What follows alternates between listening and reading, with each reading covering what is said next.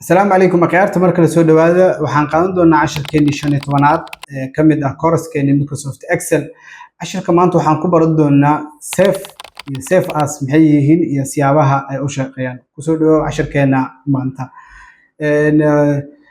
waxaan baran doonaa difference u dhaxeeya save iyo save as markii la joogo Microsoft Excel ama la sameynayo documentigan si aad practice gareyso waxa kala digi doontaa qaybta hoose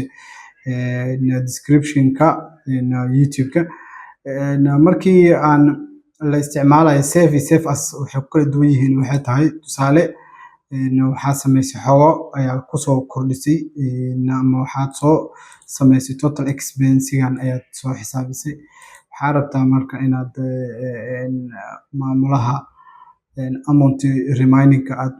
sheegtid expense-ga iyo income-ka markii la kala jaray marka total income-ki oo laga jaray total expense-ga soo baxay halkaas marka documentiga marka shaqada saan oo kale inta ku dhameysatid hadii aad tiraahdo toos save halkaas ama control s wuxuu save garay doonaa documentigan halka uu documentigan yaala kaliya ayuu ku save garay doonaa xogtan extra-da ah ee aad ku soo kordhisay laakiin markii aad doorno fail waan dhahna save at same sidii xogta meeshii taala ayuu save garay doonaa laakiin marka aad dhahno save as wuxuu option ka sii doonaa inaad meel kale dhigatid tusaale desktop kana geysatid folder kale inaad soo furatid oo folderkaas ku save gareysatid to maamule ama to boss kilo dirro waayo kale inaad ahdid dan aad rabtid PDF ahaan save gareyn kartid amba hadii oo jiro file extension gooni ah shirkadda inaad ku save gareyn karaysid dan save ali karaysid